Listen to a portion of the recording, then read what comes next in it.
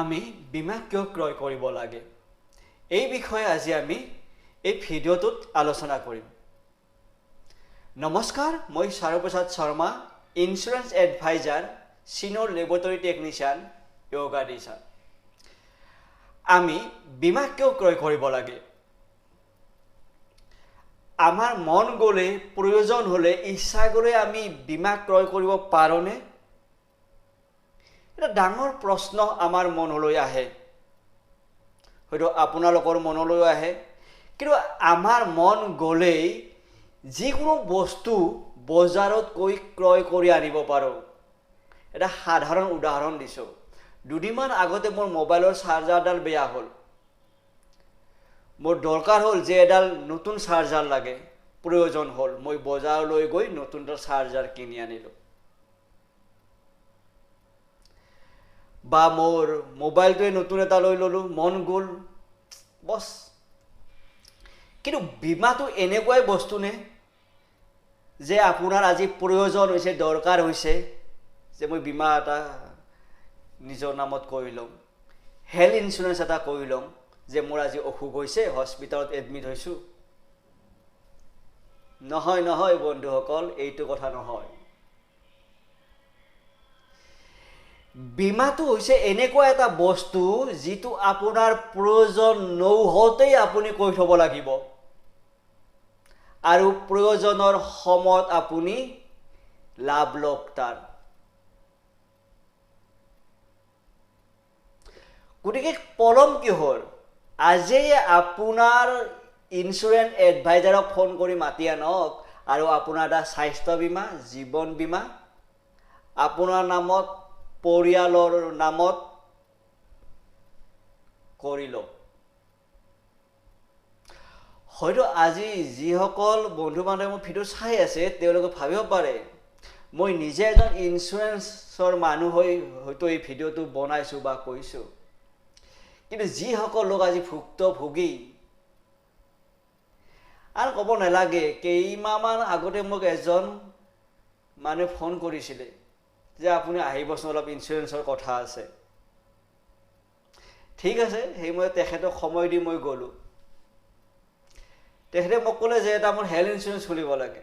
কৈছোঁ ঠিক আছে, চব বুজাই ক'লোঁ, হেৰি ক'লোঁ। লাষ্টত ক'লে যে মোৰ কালি এটা অপাৰেশ্যন আছে।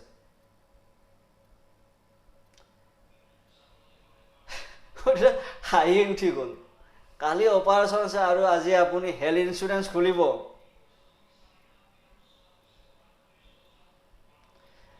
কৈছে কিয়, নোৱাৰি নেকি? পাৰিব, কিন্তু মোক অইন এজনে কৈছে যে নাই, হেৰি পোৱা যাব, ক্লেইম কৰিব পাৰিব আপুনি। মই চাওক, চব বস্তু এটা সীমা থাকে, যে এটা ৱেইটিং পিৰিয়ড থাকে। আপুনি আজি খুলি কালি অপাৰেশ্যন কৰিব, সেইটো কেনেকৈ আপোনাৰ পলিচিত আহি যাব? পইচাটো লিখা থাকিব আপোনাৰ, সেইটো ক্লেইম কৰিলে আপুনি এইটো ৰিজেক্ট হৈ যাব। আৰু তেতিয়া কি, মোক বদনাম কৰিব, কোম্পানীক বদনাম কৰিব? এইটোতো কথা নহয়। তেন্তে বন্ধু, বেছি আৰু ভিডিঅ'টো দীঘল নকৰোঁ, বুজি পাইছে মই কি ক'ব খুজিছোঁ? জীৱন বীমা আপোনাৰ ল'ৰা ছোৱালীৰ পঢ়াৰ ক্ষেত্ৰতে হওক, নাইবা বিয়া বাৰুৰ ক্ষেত্ৰত, ব্যৱসায়ৰ ক্ষেত্ৰত কিমান টকাৰ প্ৰয়োজন হয়, যদি আজিয়ে আপুনি অলপ অলপ পইচা জমা কৰি তেওঁলোকৰ জীৱনটো গঢ় দিয়াত, আগবাঢ়ি যোৱাত আপুনি যদি অলপ সহায় কৰি থৈ যাবই পাৰে।